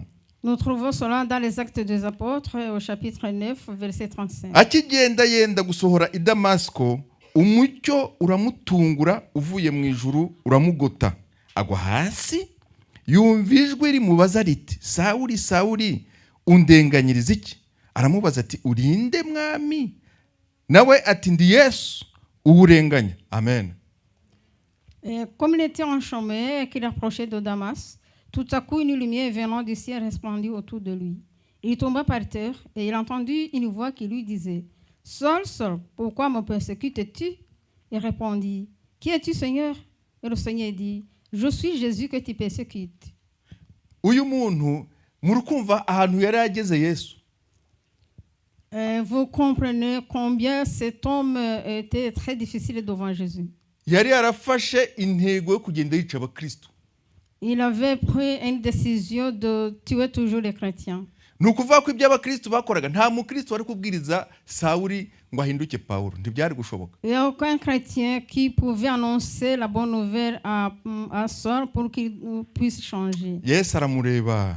Alors Jésus l'a observé. Aravuga ati reka nkwiyereke mu bundi buryo, ka nkwereke umucyo wanjye gusa. Alors Jésus a dit, je vais me manifester à toi d'une autre manière. Je vais te montrer ma lumière. Yesu amwiyereka muri wa mucyo uyu turi kuvuga. Alors Jésus s'est manifesté à lui dans la lumière. Amaze kumwereka. Après avoir se manifesté à lui, umucyo Sawuli awubonye. Saul voyait la lumière. Arabaza ati urinde. Et il a posé la question, qui es-tu? Asanga ni wa wundi Yesu arwanya. Alors il a trouvé, ou bien il a trouvé que c'est ce Jésus qu'il persécutait. Sawuli yarahindutse. Saul a changé. Wahigwaga nawe atangira guhigwa ahubwo. Et celui qui persécutait les autres a été aussi persécuté. Nawe mu buhamya bwe dufite ibyakurikiye ngo amaze kwizera Yesu Kristo. Dans son témoignage que nous avons, ce qui a suivi après avoir cru en Jésus, nawe yatangiye guhigwa n'abandi nabo biyemeje kwica abakristo. Lui aussi a commencé à être persécuté par les autres. Uku Yesu yigaragaje kuri Sawuli wahindutse Pawulo. Cette manière-ci que Jésus a utilisée pour se manifester à Paul, à Saul qui est devenu Paul. N'ubu hari igihe anyuzamo akireka abantu muri ubwo buryo. Même aujourd'hui, quelquefois, il utilise cette manière pour se manifester. Meretse kumva ubuhamya bw'umudamu wari umuyisilamu. Récemment, j'ai entendu un témoignage d'une dame qui était musulmane. Hariya muri Côte d'Ivoire. En Côte d'Ivoire. Umudamu yarashatse amara imyaka 4 atabyara. Alors la femme a fondé un foyer, elle a passé 4 ans sans avoir un enfant. Bagira igihe bajya ku baganga abagynécologue. Alors ils sont allés consulter les gynécologues. Bapima muri mu byuma byabo bagasanga umudamu nta trompe afite. Et quand on lui examinait à partir de leur machine, il trouvait que cette femme n'avait pas de trompe. Urukumva umuntu udafite trompe yaravutse afite ubwo bumuga kubyara ntabiriho. Vous comprenez que une personne qui est née sans trompe, c'est mettre au monde, c'est impossible. Ariko igihe cy'Imana yo ishaka umuntu. Mais quand le temps de Dieu arrive pour trouver quelqu'un, aha naho Imana yamweretse nkuko yeretse Sawuli. Ici aussi Dieu s'est manifesté à elle comme il s'est manifesté à Saul. Wari kumubwiriza ibya Yesu ngo abyemere. Tu ne pouvais pas lui parler des choses de Jésus et les croire. Ariko yari afite agahinda ko kutabyara. Mais elle avait un chagrin de ne pas avoir des enfants. Inzara n'inyota umuntu yaba afitiye Imana yashakaga Imana ati nimba ubaho wa Mana we wazampaye umwana. Elle cherchait vraiment Dieu, elle disait Seigneur, si tu existes, que tu me donnes des enfants. Rimwe ari mu cyumba cye. Un jour quand elle était dans sa chambre, kuko n'umugabo yaramaze kumuta. Parce que même son mari venait de l'abandonner. abayisilamu bemerewe gushaka abagore benshi, yari yashatse undi mugore. Les musulmans peuvent avoir beaucoup de femmes. Elle avait déjà cherché une autre femme, cet homme. agiye kubonabona umucyo wuzuye icyumba cye. Alors quand la femme est allée voir, elle a vu que dans sa chambre il y a plein de lumière. Yumva muri wa mucyo ijambo riravuze ngo. Et dans cette lumière, elle a entendu une parole qui disait, numvishe gutaka kwawe. J'ai entendu tes cris. akareba umuntu muri wa mucyo ntamubone. Elle regardait la personne qui se trouvait dans cette lumière et ne la trouvait pas. ntamubone. Elle cherchait la personne qui venait de lui parler et ne la trouvait pas. Birongera bwa kabiri, ikindi gihe nabwo agiye kubona abona wa mucyo uragarutse. Aussi la deuxième fois, elle a vu cette lumière revenir. Umucyo urongera muri wa mucyo hava mu ijwi. Et dans cette lumière est sortie une voix. Ati numvise gutaka kwawe. J'ai entendu tes cris. Birarangira. Et c'est s'est arrêté là-bas. Noneho abibwira abantu. Elle a parlé l'affaire abibwira na wa mugabo aux autres personnes. Elle a aussi en parlé à son mari. Abantu baramubwira ati iyo nzu et les gens lui ont dit, cette maison que tu habites, gira vuba uyivemo. Fais vite pour la quitter. Kuko nta kintu yarazi. Parce qu'elle ne connaissait rien. Atangira gutegura ibyo kwimuka, atangira gushaka n'indi nzu. Elle a commencé à préparer le déménagement et à chercher une autre maison. Yesu yari yamusuye. Mais c'est Jésus qui l'avait visité. Noneho mu gihe ari kwitegura kuyivamo, au moment où elle se préparait à quitter la maison, wa mucyo noneho ntiwamufatiye muri ya nzu. Cette lumière ne l'a pas saisie dans cette maison même. Ari kugenda ari mu nzira. Mais quand elle était en cours de route, abona wa mucyo nanone mwinshi uraje. Elle a vu encore cette grande lumière revenir. Yumva rya jwi ryongeye kuvugiramo. Elle a entendu encore la voix qu'elle avait entendue. Riramubwira ati numvise gutaka kwawe. Et la voix lui a dit, j'ai entendu tes cris. Uriya mugore uri kubona atambuka. Cette femme que tu vois là-bas passer, ugende umubaze ibingibi wahuye nabyo. Va lui raconter l'affaire que tu as vue. Burya Imana igimenya ibintu byose ikamenya naho umukristo ari kunyura igira gukira bahuza. Dieu connaît toutes les choses, il connaît même là où un chrétien passe, et c'est comme ça que Dieu les a fait se rencontrer. Hanyuma umucyo urigendera. Et puis la lumière est repartie. Aragenda baza uwo mudamu. Elle est allée demander à la dame. Aramubaza ati ngewe sigaye mbona umucyo nawubonye kabiri wanjye mu rugo none nawubonye no mu nzira. Elle lui a dit, chez moi j'ai trouvé la lumière deux fois et maintenant je l'ai trouvé encore en chemin. Uri kumbwira ngo numvise gutaka kwawe. Et il y a une voix qui me dit, j'ai entendu tes cris. N'ubu mukanya nawubonye.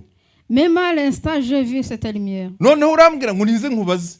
Et la voix m'a dit de venir te demander. Nawe uri umurokore umuntu akakubwira utyo uhita gusobanukirwa. Et toi aussi quand tu es sauvé, uyu ni intama Imana inzaniye kugira ngo nyibwirize. Tu dis, voici une brebis que Dieu m'envoie pour que je l'annonce la bonne nouvelle. Aramubwira ati simbikubwirira atariko nabyumvise ngwino tujyane kwa pasteur wanje. Et la femme lui a dit, je vais pas te dire cette chose, t'expliquer cette chose ici. Mais viens, on va chez mon pasteur. Bageze kwa pasteri. Alors ils sont partis, quand ils sont arrivés chez le pasteur. Baramubwira ati bungo ni Yesu umwe mwita Isa. On lui a dit, celui-là c'est Jésus que vous appelez Isa. Niwe uri kukwiyereka. C'est lui qui est en train de se manifester. Aragushaka. Il te cherche. Ubwo rero kuva none umwizere. Alors depuis maintenant, crois en lui. Ibyo kwimuka bivemo uriya kuzaniye amahoro. Le fait de déménager, tu l'abandonnes parce que celui-là t'amène la paix. Hanyuma aranezerwa. Alors elle était dans la joie. Yakira Yesu pasteur aramusengera. Elle a reçu Jésus et le pasteur a prié pour atangira elle. gusengera muri rya torero. Elle a commencé à prier dans cette église. Arabatizwa. Elle a été baptisée. Aba umukristo. Elle est devenue chrétienne. Atangira abibwira umugabo we. Elle a raconté aussi l'affaire à son mari.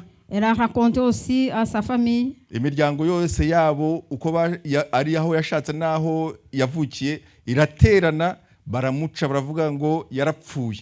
Nibone ko babyita ngo toutes ces familles réunies, que ce soit la famille de chez son mari et la belle famille et sa famille aussi, et elles se sont réunies et ont dit toi, on t'exclut de notre famille. kandi waranapfuye ntabwo bari bakimubara ko ari muzima. Et toi, tu es déjà morte. Hanyuma igihe kiragera, le temps est venu, ryajwi riragaruka. la voix est revenue. Riramubwira wa mucyo uragaruka, none yarakiutinya. La lumière est revenue, maintenant elle n'avait plus peur de la lumière. Yari yamaze kumenya umubwira uwo ari we. Parce qu'elle avait déjà compris celui qui lui parle. Riraza riramubwira riti urabizi uratwite. La voix est venue lui dire, tu sais quoi, tu es enceinte. Ufite inda y'amezi 4. Et tu as une grossesse de 4 mois. Abibwira umugabo we. Il a raconté cela à son mari. Umugabo yaramukundaga ntiyaramutaye. Son mari l'aimait, ne l'avait pas abandonné. Umugabo aramubwira ati wa mugore we uri umusazi. Et son mari lui a dit, et toi femme, tu es folle. Umuntu udafite trompe. Toi qui n'as pas de trompe. Uri umwana yaca he? Alors où vivrait l'enfant? Hanyuma aramubwira ati tugiye kwa muganga. Alors elle lui a dit, on va chez le médecin. Ariko umugabo nawe Imana yaramushakaga. Mais Dieu aussi cherchait son mari. Abwira umugore we. Il a dit à sa femme, ati uko biri kose ninsanga utwite. Quoi qu'il en soit, si je vais trouver que tu es enceinte, nanjye nzaba umukristo. Moi aussi je deviendrai chrétien. Baragenda bajya ku mujenikologe wabo. Ils sont partis chez le gynécologue. Umwe ababwira ati ntabwo ushobora kuzabyara. Celui-là qui leur disait que la femme ne pouvait pas concevoir. Apimye nawe arikanga. Et quand il a fait des examens, il était surpris. Asanga harimo umwana. Il a vu qu'il y avait un enfant. Biramutangaza. Il était très étonné. Umugabo aravuga ati kuva uyu munsi. Et le mari a dit, depuis aujourd'hui, Imana yakugendereye. Ce Dieu qui t'a visité, nanjye ndayemeye. Moi si je crois en lui. Ntabwo babyaye abana bake. Ils n'ont pas procréé peu d'enfants. Imana yabaye abana 15. Dieu leur a donné 15 enfants. Nta trompe. Sans trompe. Imana yacu ni gitangaza bene data. Notre Dieu est merveilleux, frères et sœurs. Tube abana b'umucyo. Soyons des enfants de la lumière. Imana yacu n'uyu munsi iracyakora. Notre Dieu agit encore même aujourd'hui. Iracyahindura ibintu. Il change encore des choses. Amen. Amen. Reka tusome ijambo ryo kurangiza tujye kuri wa mwijima. Lisons la parole sur laquelle nous a terminé et on va voir aussi les ténèbres. Kuko umwijima uracyahari. Parce que les ténèbres sont encore là. Kandi umwijima et les ténèbres ugenda wiyongera muri isi. Augmente de plus en plus dans ce monde. Abajura bakunda kwiba mu mwijima. Quand les voleurs vont voler, ils vont pendant qu'il y a des ténèbres. Mu ntambara burya abasirikare ikintu cya mbere banza kurwanya na amashanyarazi barabanza bakayarasa amabombe ku buryo aho amashanyarazi acika. Dans les temps de guerre, quand les soldats vont faire la guerre, ils commencent par d'abord couper les courants. Ugenda mu mwijima ashobora no kugwa mu cyobo no gusitara n'ibindi. Parce que celui qui marche dans les ténèbres peut tomber dans le fossé ou peut trébucher ou autre. Hari umugabo witwa Yakobo muri Bibiliya. Il y a un homme qui est appelé Jacob dans la Bible. Umwijima wamukozeho. Les ténèbres l'ont touché. Yaragiye yikundira umukobwa. Alors il a aimé une jeune fille. Isebuko aramubwira ati kugira ngo uyu mukobwa uzamubone uzaragira imyaka 7 ntaguhemba. Et son beau-père lui a dit, pour que je te donne ma fille, tu dois garder mes troupeaux pendant 7 ans.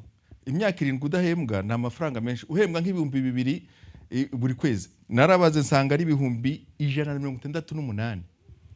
7 ans sans avoir un salaire.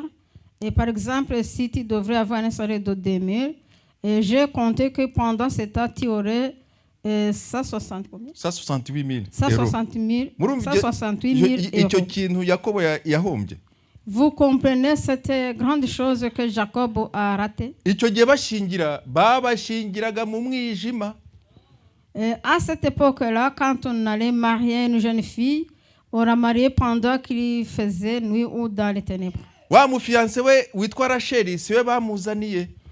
Et on ne lui a pas amené sa fiancée Rachel. Bamuzanye ninjoro ari mu mwijima nta gatara kaba gahari. Cette fiancée, on l'a amenée, c'était pendant la nuit, il n'y avait pas de lumière. Umwijima ni mubi. Les ténèbres sont mauvais. Hanyuma mu gitondo agiye kureba sanga siwe. Et quand il a fait jour, quand il a regardé, il a trouvé que ce n'est pas sa fiancée Rachel. Asubira kwa sebukwe ati ni ibiki mwankoze. Il est retourné chez son beau-père et il a dit, vous m'avez fait quoi? Sebukwe aravuga ati ntabwo twari gushyingira umutoya umukuru ahari. Et son beau-père lui a dit, on ne pouvait pas marier la jeune fille alors qu'elle a sa grande sœur. Hanyuma baramubwira ati nimba ugishaka uriya ongera ukora imyaka 7. Alors on lui a dit, si tu veux toujours avoir cette jeune fille, tu dois encore travailler pendant 7 ans. Byikubyaka kubazi gukora imibare kabiri. Sasa 60,000 € none zikubye kabiri. Cela veut dire que les 168 000 € sont maintenant au double. Aza kubona wa mugeni we yashakaga. Après, il a trouvé son fiancé qu'il voulait. Ariko ni umwijima wabiteye. Mais cela, c'est à cause des ténèbres. Mu mwijima hakorerwa ibintu byinshi. Dans les ténèbres, s'y font beaucoup de choses. Reka dusome umwijima muri ibihe by'imperuka. Lisons dans la Bible ce qui concerne les ténèbres de ces jours de la fin. Twebwe turi mu bihe by'imperuka. Nous sommes dans les jours de la fin. Kandi Bibiliya ni ubuhanuzi bukomeye. Et la Bible, c'est une grande prophétie. Buravuga ibimenyetso bizatwereka kuko turi mu bihe by'imperuka. C'est la prophétie qui nous parle des signes des jours de la fin. Timoteyo wa kabiri ibice 3 murongo wa 3 igice cya 3 murongo wa mbere kugeza kwa 5. De Timothée chapitre 3 du verset 1 jusqu'au verset 5. Umenye yuko mu minsi y'imperuka hazaza ibihe birushya.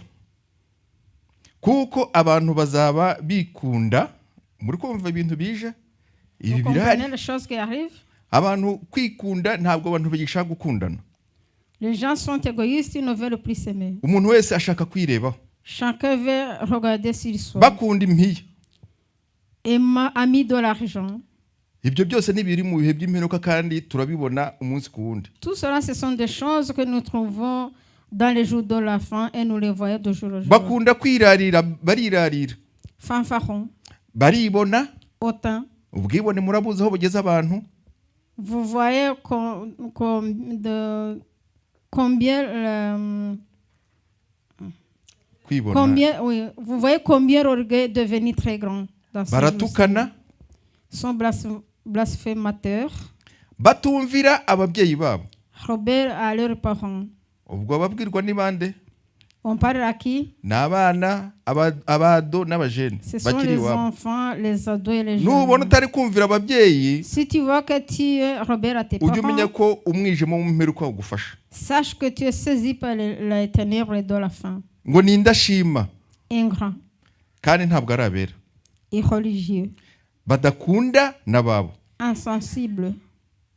Abantu bo mu mperuka ntabwo bakunda babo. Les gens de la fin sont insensibles. Uzabona abantu bo miryango bangana. Vous voyez les gens d'une même famille qui sont haïs alors qu'ils sont des frères. Hari n'abantu banga n'abatari bagera ku isi. Umuntu akanga abana ari kuzabyara. Ati ngewe turashyingirwa ariko tuzabyara.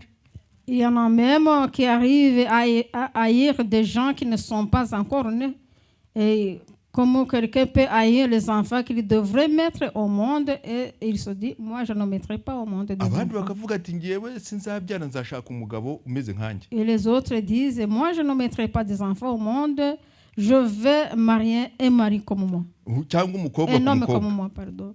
Ou une jeune fille contre une jeune fille. Vous voyez là où nous arrivons. Kwanga n'abawe ukanga nabo muvukana ukanga n'ababyeyi ukanga n'ibihe by'imperuka. Haïr les tiens, haïr tes frères et sœurs, haïr les parents. Bakagira umurongo wa 5 bafite ishusho yo kwera. Ils ont l'apparence de la piété. Ubu hari abantu bavuga ngo twemera Imana amadini atandukanye. Dans les différentes religions, il y a des gens qui disent nous aimons Dieu. bakaba bafite ishusho yo kwera ariko ari abasataniste. Ils ont l'apparence de la piété alors qu'ils sont des satanistes. Hari abari gutegura ngo gukora idini rimwe ku isi. Il y en a qui préparent à faire une même religion dans le monde. Bari kubitegura. Ecumenisme. Ils préparent cela s'appelle l'ecuménisme. Ariko inzitizi bahuye nayo. Mais les obstacles. Oui, les obstacles qu'ils ont rencontrés. Ngo basanze umuntu ubagoye ari Yesu. Ils ont vu que la personne qui les entrave, c'est Jésus. Yo bari kuvuga Imana yaremye babihuriraho. Et quand ils parlent du Dieu créateur, là ils sont tous Ariko d'accord. bagera kuri Yesu. Mais quand ils arrivent sur Jésus, ubu cyo bari gutegura bari kuvuga ngo abavuga Yesu mugabanye kuvuga Yesu. Ce qu'ils sont en train de dire aujourd'hui, ils disent vous qui parlez de Jésus, allez lentement. Ariko kuvuga Imana yaremye amadini hafi yose arabyemera. Mais parler du Dieu créateur, tous les religions sont tous d'accord. Bafite ishusho yo kwera ariko bagahakana imbaraga zako. Ils ont l'apparence de la piété, mais reniant ce qui en fait la force. Bahakana imbaraga z'Imana. Ils renient la force de Dieu. Ariko ibi byose biba mu bihe by'imperuka tumaze gusoma. Mais tout cela qui se passe dans les jours de la fin que nous venons de lire. Wowe wizeye Yesu Kristo. Toi qui as cru en Jésus-Christ. Ujye witandukanya nabyo. Tu dois te séparer de cela. Ngo abameze batyo ujye ubatera umugongo. Éloigne-toi de ces hommes-là. Amadivorce ariho akomeye. Il y a des points de divorce. Mu myaka 15 ishize, dans les 15 années passées, divorce zari 5%. Les divorces étaient à 5% dans le monde entier. Ariko ubu zigeze kuri 10 nako zigeze kuri 65 mu myaka 15 gusa. Mais aujourd'hui, on en compte 65% tous simplement dans les 15 ans. Satani yanga urugo. Satan n'aime pas le foyer. Kuko urugo nirwo rwabanje kuremwa. Parce que c'est le foyer qui a été d'abord créé. Itorero rigizwe n'ingo. Et l'église est formée par des foyers. Amen. Amen. Amasaha arageze. Voici le temps arrive. Duhaguruke. Levons-nous. Ririya jambo ngo abameze batyo ujye ubatera umugongo. Cette parole-là, éloigne-toi de ces hommes-là. Ibi byaha byo mu bihe by'imperuka twumvishe muri iri jambo. Ces péchés de la fin, des jours de la fin que nous avons entendus dans cette parole. Twitandukanye nabyo. Séparons-nous de cette parole. N'ibindi byose by'ibyaha bitavuzwe muri iri jambo nabyo twitandukanye nabyo nk'abana b'Imana. Et de tout péché qui n'ont pas été cités dans cette parole, nous devons nous séparer de cela. Nicyo cyifuzo dufashe kuri uyu mwanya. C'est le sujet de prière que nous prenons maintenant, que nous allons prier pour. Twitandukanye nabyo. Séparons-nous de ces choses. Reka pasiteri akomeza. Et que le pasteur continue. Change mon cœur, Seigneur, et purifie-moi. Change mon cœur, Seigneur, que je sois comme toi. Amen. Niba ushaka kuba nka Yesu, si tu veux ressembler à Jésus, Yesu uri urumuri, Jésus qui est lumière, niba ushaka kwitandukanya n'umwijima, si tu veux te séparer des ténèbres, washyira ikiganza hejuru tukagusengera. Tu peux lever ton main, on va prier pour toi. Niba wumva mu buzima bwawe bwose ushaka kujya witandukanya n'umwijima, si tu veux te séparer tous les jours de ta vie des ténèbres, zamura ikiganza cyawe, lève ta main, zamura ikiganza cyawe, lève ta main, kugira ngo witandukanye n'umwijima, pour te séparer des ténèbres, ube umucyo, que tu sois la lumière, ube umucyo, que tu sois dans la lumière. Et quand Jésus reviendra, azatwara umucyo, et il prendra ceux qui sont dans la lumière, azareba umucyo aho uri, et il regardera là où se trouve la lumière. uwo mucyo ni wazajyana. C'est la lumière qu'il va prendre. Umukecuru Mariyamu ngo yajyaga hano i Buraya akareba agasanga ngo hari akanyenyeri kamwe hariya akandi hariya ari utunyenyeri duke, ahandi hose ari umwijima. Une vieille dame, Mariam, et quand elle est venue en Europe, mais c'était d'une façon spirituelle, en vision, il retrouvait que par tous les ténèbres, et il voyait tout simplement une petite lumière. yabonaga umucyo hariya hamwe ahandi umucyo kure imicyo yari mikeya. La lumière était très peu, elle voyait une lumière là-bas, une autre encore très loin, comme ça. Hitamo kuba umucyo. Choisis d'être la lumière. Lève ta main. Dieu Tout-Puissant. Merci pour ta parole. Nous chassons les ténèbres au nom de Jésus. Nous chassons les ténèbres dans la vie de cette maman. Nous chassons les ténèbres dans la vie de cette jeune fille. Au nom de Jésus. Nous chassons les ténèbres dans la vie de cet homme. Nous chassons les ténèbres dans la vie de ce jeune garçon. Au nom de Jésus. Toi ténèbres. Toi ténèbres. Toi ténèbres. Toi ténèbres. Nous te chassons. Au nom de Jésus. Au nom de Jésus. Au nom de Jésus. Nous invoquons la lumière. La lumière du ciel. Seigneur, viens dans nos cœurs. Ce matin, viens régner dans nos cœurs. Viens demeurer en nous. Oh, Alléluia. Nous te disons merci pour ta parole. Nous bénissons ton serviteur. Que tu lui donnes de quoi nourrir ton église. Seigneur, comme tu as visité cet moment, que tu l'as tiré des ténèbres, que tu l'as amené dans ta lumière, et que tu lui as donné un enfant, que tu lui as donné 15 enfants, que tu as guéri son mari, toi qui ne changes pas. Visite ton église. Visite nos foyers. Visite nos enfants. Nous bénissons ton serviteur qui nous a officié. Nous bénissons toute personne qui est venue dans cette assemblée. Que tu lui fasses du bien. Et celui qui a fait quelque chose, que tu le bénisses. Et comme nous allons nous séparer, marche avec nous. Que tu nous fasses arriver chez nous en paix. C'est au nom de Jésus que nous avons prié. Amen. Est-ce qu'il y aurait un visiteur parmi nous? Si c'est la première fois que tu es venu ici, et pour que nous puissions t'accueillir, ou alors ça fait beaucoup de temps que tu n'es pas venu, tu peux lever ta main. Il y a un visiteur là-bas. Ça faisait beaucoup de jours qu'il ne venait pas, mais il est arrivé une fois. Amen. Bienvenue, frère. Et la prochaine fois aussi que tu reviennes. J'ai des salutations. L'évangéliste Kavamahanga, Félicien. Cette semaine, il m'a appelé. Il m'a dit de vous saluer. Recevez les salutations de notre frère. Amen. Amen.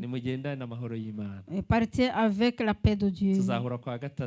Nous nous rencontrerons le mercredi dans la prière à 18h.